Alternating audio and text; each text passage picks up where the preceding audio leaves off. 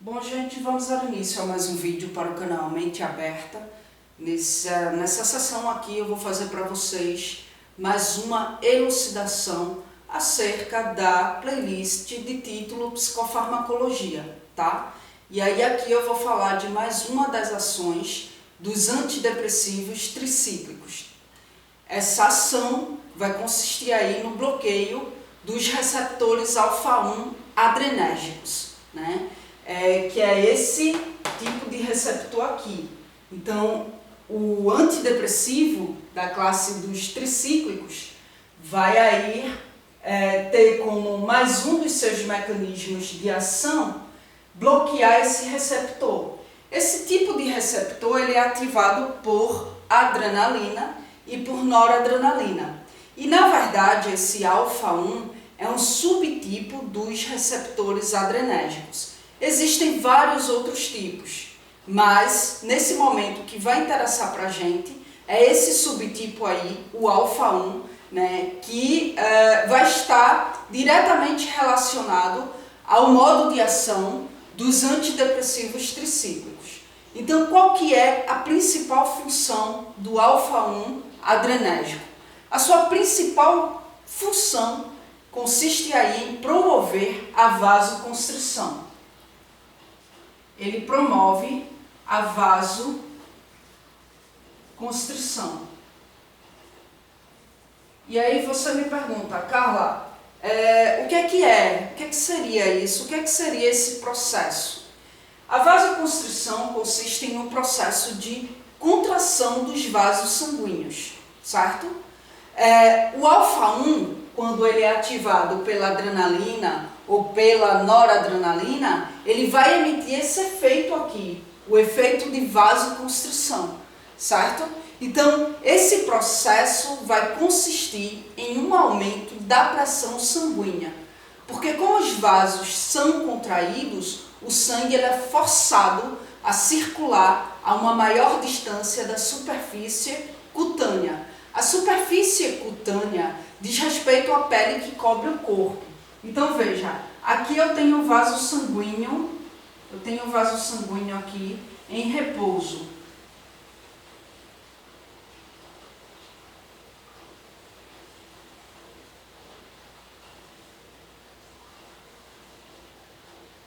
Eu tenho aqui o vaso sanguíneo em repouso.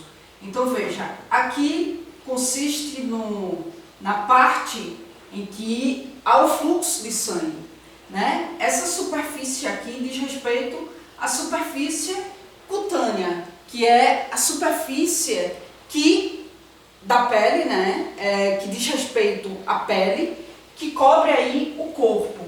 Então veja, aqui o vaso sanguíneo, né? O capilar, ele vai estar em repouso. Então, quando esse receptor aqui, alfa-1, ele é ativado pela adrenalina ou pela noradrenalina, esse vaso ele vai comprimir, certo? Então ele vai ficar dessa forma aqui.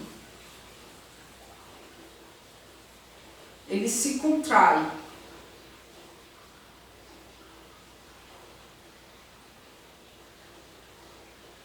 Então a gente percebe que o orifício pelo qual o sangue ele vai fluir, ele fica bem menor, né? Então isso aí vai consistir em um aumento da pressão sanguínea.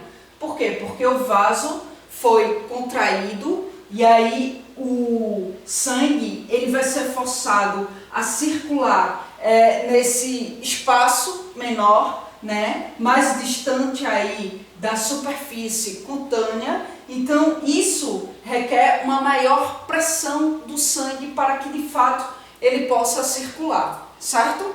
Então, quanto mais apertado, né, quanto mais estreito um lugar, mais calor faz, né, mais quente fica. Então, consequentemente, o sangue, quando o vaso ele sofre essa compressão, quando ele é contraído, né, o sangue fica quente, é o momento em que o sangue fica mais quente. E o fluxo de sangue é menor porque Por que o fluxo de sangue é menor? Porque se o vaso foi contraído, então, consequentemente, vai haver uma maior diminuição no fluxo desse sangue, justamente porque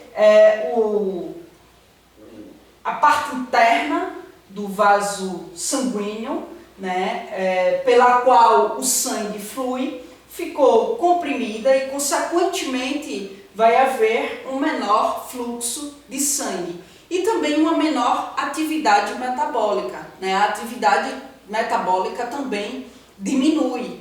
Então, por quê? Porque como o fluxo de sangue é menor, então isso não vai exigir do metabolismo, né, uma atividade acentuada para a fluidez desse sangue, porque o fluxo diminuiu. Consequentemente, a atividade metabólica também é menor, né? E é por isso que, de fato, os vasos são contraídos, porque vasos dilatados, né, consistem numa maior atividade metabólica para manter a dilatação, e depois a gente vai ver o porquê.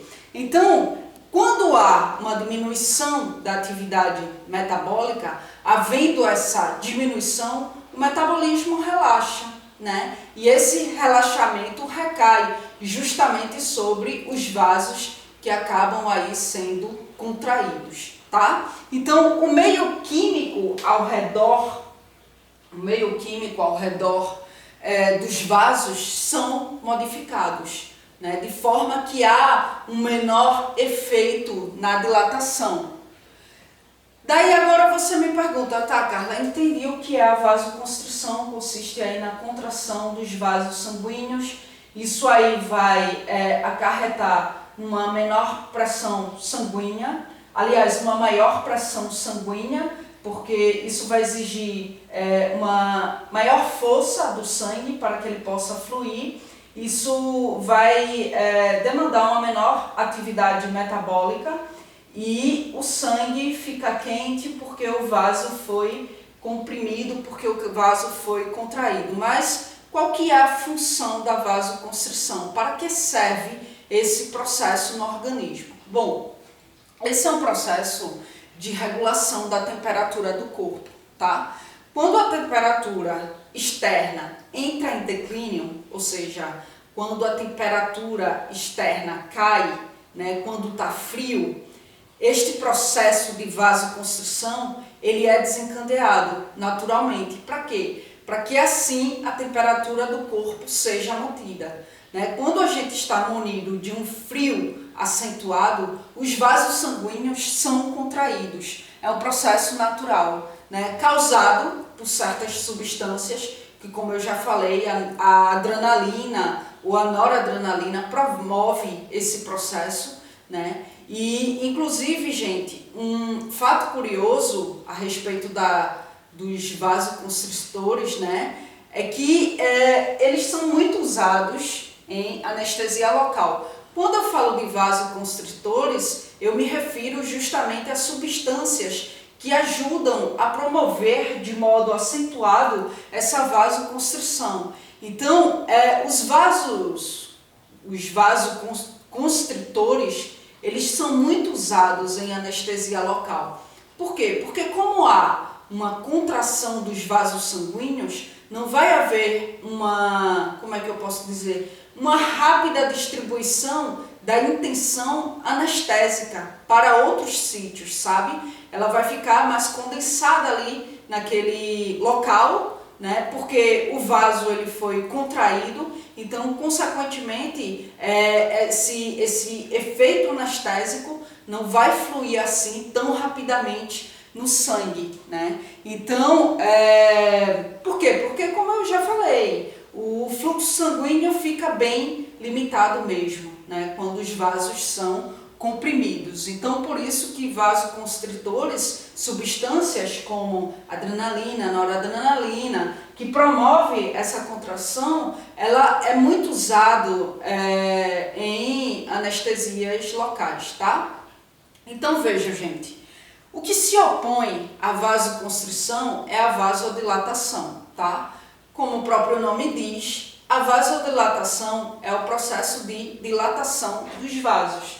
Então é o processo oposto. Aqui eu tenho o vaso em repouso, aqui eu tenho o vaso contraído, aliás, o vaso contraído, e aqui eu vou ter o vaso dilatado, né? Aqui a gente vai ter o vaso dilatado. Então veja que aqui ele já está munido de uma maior abertura. Se ele já está munido de uma maior abertura, esse sangue ele vai fluir, o fluxo dele vai ser bem mais acentuado. Há um aumento, né, do diâmetro dos vasos sanguíneos. Então, consequentemente, o sangue vai fluir de modo mais acentuado, vai fluir de modo mais significativo do que quando o vaso está em repouso ou do que quando o vaso está contraído. Então, gente, esses dois processos se alternam.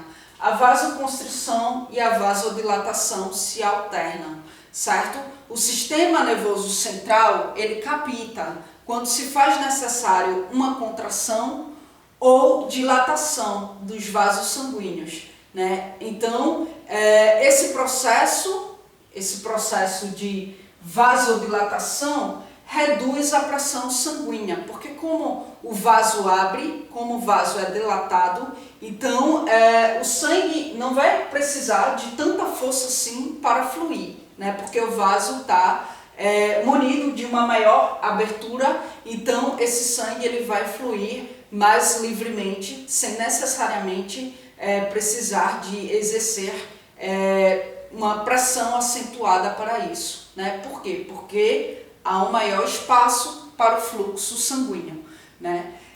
Nesse sentido, a temperatura do corpo diminui, né? A temperatura do corpo diminui. Por quê? Porque os capilares eles estão mais próximos da superfície cutânea, né? Então, há uma transferência de energia de modo mais acentuado, há uma transferência de calor, né, de modo mais acentuado para o meio externo. Então, esse calor, essa energia sendo transferida aí para o meio externo, consequentemente a temperatura do corpo esfria, né? A atividade metabólica aumenta. Por que aumenta? Para dar conta, né, desse maior fluxo sanguíneo. Então, vejam, são dois processos que precisam estar ativos. Precisam estar ativos, precisam estar equilibrados, se alternando, certo? Constantemente. Porque, por exemplo, se diante da temperatura baixíssima do meio externo, o processo de vasodilatação, por acaso estiver aí em déficit, corre o risco do indivíduo ter uma hipertemia, ou seja, os vasos vão comprimir demais. Se eu estou num ambiente muito gelado, muito frio, né, consequentemente os vasos são comprimidos. Mas aí, em equilíbrio, a vasodilatação ela vem aí dar conta dessa contração do vaso para que ele não se contraia demais, certo? Então, a vasodilatação vai ficar alternando com a vasoconstrição, porque quando ele contrair demais, o processo de vasodilatação entra em ação justamente para dar conta, né, dessa contração do vaso. Então, a temperatura do corpo, ela sobe excessivamente se esse vaso ele for contraído demais, né? Se o vaso for contraído demais, vai haver aí uma condensação, né, de calor, uma condensação de energia. Quando contraído demais é porque o processo de vasodilatação não está em equilíbrio com o processo de vasoconstrição. E aí, essa temperatura excessiva corpórea pode causar danos, como por exemplo, uma amputação. Porque se está havendo uma condensação de calor, é porque o sangue não está circulando, sabe? Por quê? Porque os vasos se contraíram demais. Contraindo-se demais, o sangue não vai circular, certo?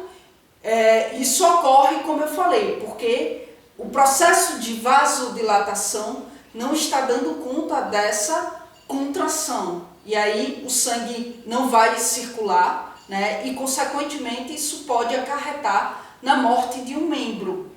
Se o sangue não circula, por exemplo, para o braço, isso aí vai acarretar na morte do braço e vai exigir aí uma amputação, certo?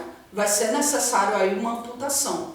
Como também, gente, o indivíduo ele pode sofrer uma hipertensão se o processo de vasodilatação não estiver em conformidade com o processo de vasoconstrição. Por quê? Porque a gente já viu que, diante do processo de vasoconstrição, a pressão sanguínea aumenta. Se a pressão sanguínea aumenta, isso aí desencadeia a hipertensão. Porque o sangue vai estar munido de muita força, essa força vai ser exercida contra a parede das artérias. Então isso consiste num aumento da pressão arterial, que é a hipertensão, certo? E aí precisa-se do processo de vasodilatação em conjunto, agindo em conjunto com o processo de vasoconstrição, para dar conta de equilibrar essa alta pressão, sabe? Do mesmo modo que se o processo de vasoconstrição estiver munido aí de um déficit, diante, por exemplo, da alta temperatura externa, né? Quando a temperatura externa está alta, há uma vasodilatação, certo? Há uma vasodilatação. Se há uma vasodilatação, os vasos são dilatados, claro, e aí isso se dá de modo natural, né? E daí o que é que acontece? Diante dos vasos dilatados, como a gente viu, vai haver uma queda muito brusca na temperatura do corpo. Vai haver uma queda na temperatura do corpo para que, diante da temperatura quente externa, o corpo possa se manter numa temperatura favorável, né, para daí então sobreviver à temperatura quente externa. Então ele esfria, né, para sobreviver a essa temperatura alta. E aí, o que é que acontece? Se o processo de vasoconstrição não estiver agindo em conjunto com o processo de vasodilatação, vai haver uma queda muito brusca na temperatura do corpo. Porque quando a temperatura externa está muito quente, como eu falei, o processo de vasodilatação se dá de modo natural para esfriar o corpo. Mas o processo de vasoconstrição precisa estar ativo para essa temperatura também não cair demais, certo? Mas se esse processo está em déficit, então vai haver uma brusca queda, uma queda brusca na temperatura do corpo. E aí isso vai acarretar na fala trêmula, no ritmo respiratório lento, né? Na perda da coordenação, vai acarretar no desencadeamento de asma, na lentidão de movimentos, né? Na destruição dos tecidos, vai acarretar em danos nos nervos sanguíneos.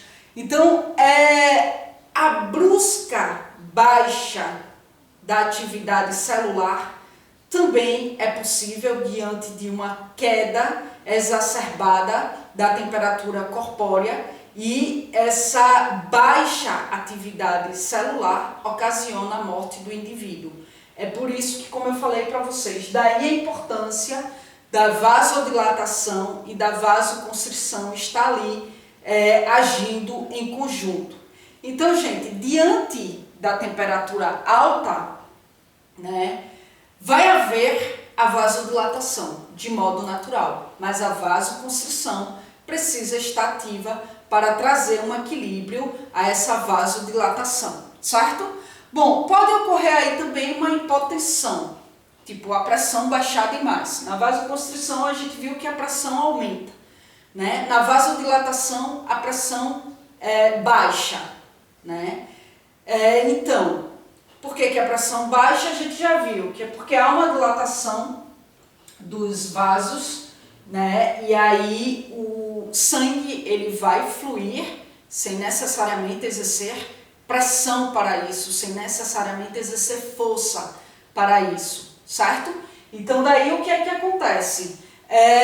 A pressão baixa, porque ele não está exercendo força, pressão nas artérias. Então a pressão sanguínea baixa e aí se o processo de vasoconstrição não estiver em equilíbrio com o processo de vasodilatação, essa pressão pode baixar demais, certo? E aí, se a pressão baixar demais, isso aí pode trazer problemas como desidratação, insuficiência cardíaca, distúrbio da tireoide, dentre outras e outras coisas, né, que são aí consequências da hipotensão, da pressão baixa. Então vejam, gente, o processo de vasodilatação e vasoconstrição, digo e repito, precisam estar atuando em conjunto, em equilíbrio, para não haver o excesso nem de um nem de outro. Tá, Carla, beleza, mas o que é que isso aí tem a ver com os antidepressivos tricíclicos? Aí é que tá, né? Os antidepressivos tricíclicos bloqueiam esse tipo de receptor aqui, como a gente viu inicialmente, o receptor alfa-1 adrenérgico. Ele bloqueia esse tipo de receptor, que é um dos principais receptores que mantém ativo o processo de vasoconstrição. Então, os antidepressivos tricíclicos bloqueando esses receptores que mantêm ativo o processo de vasoconstrição, o que é que acontece? O processo de vasodilatação vai estar bem acentuado, porque vai estar sem o equilíbrio da vasoconstrição. E aí isso vai gerar efeitos colaterais. Quais? Principalmente a hipotensão, que é a pressão baixa, né? Por quê? Porque estando o receptor que estimula a vasoconstrição inativo, a vasodilatação vai estar bem acentuada e, como vimos, a vasodilatação diminui a pressão arterial. Então veja, eis aí mais um mecanismo de ação dos antidepressivos tricíclicos que favorece reações adversas, que favorece efeitos colaterais, né? Então, o mecanismo de ação que realmente vai favorecer a ação terapêutica, porque a gente já viu aqui vários outros nos vídeos anteriores, vários outros mecanismos de ação que favorecem os efeitos colaterais, né? O único que vai favorecer a ação terapêutica foi o que vimos na parte 1, quanto ao mecanismo de ação desse tipo de antidepressivo, que no caso é a ação que objetiva o bloqueio das bombas de recaptação de serotonina e noradrenalina. Esse é de fato a ação terapêutica, é de fato a ação que vai favorecer o efeito terapêutico da medicação, né? Quando ele bloqueia as bombas de recaptação, porque as bombas de recaptação inativam a serotonina e noradrenalina. Isso deprime o sistema nervoso central. Se o sistema nervoso central é deprimido pela ausência acentuada desses neurotransmissores, consequentemente isso aí vai desencadear sintomas depressivos, né? Então, de fato, essa é a ação terapêutica. Todas as outras, após essa que a gente viu, são mecanismos de ação que vai favorecer as reações adversas, ou seja, os efeitos colaterais, tá bom? Então é isso, gente. Eis aí mais uma elucidação para vocês referente à psicofarmacologia. Na tela final aqui do vídeo vai aparecer aí para você a playlist de título Psicofarmacologia. Quem não assistiu os vídeos anteriores, entra lá, assiste para você ter uma visão abrangente do assunto, tá certo? E na tela final vai aparecer também para você um íconezinho com o meu canal, que é o canal secundário que eu tenho aqui no YouTube, o canal Só Psicanálise, onde lá eu só falo sobre psicanálise, certo? É a abordagem a qual eu me debruço, e aí eu abri um canal só para falar dela. Quem curte, quem gosta da psicanálise, conhece lá o canal, se achar interessante, se inscreve lá também, tá certo? E aqui no campo de descrição do vídeo você vai encontrar aí informações adicionais, como meio de contato comigo, para dúvidas, para sugestões de assuntos, certo? Eu só peço a você que tenha um pouco de paciência quanto a acessar o teu e-mail, estruturá-lo e trazê-lo aqui para o canal Mente Aberta, para explorá-lo aqui no canal Mente Aberta, porque eu recebo vários e-mails e aí eu vou atendendo aos pouquinhos por ordem de chegada, não passo ninguém na frente de ninguém para não ser injusta, então de fato demanda um certo tempo até que eu venha ter acesso ao teu e-mail, estruturá-lo e explaná-lo aqui, tá bom? É isso, gente. Obrigada mais uma vez pela atenção de vocês e até a próxima gravação.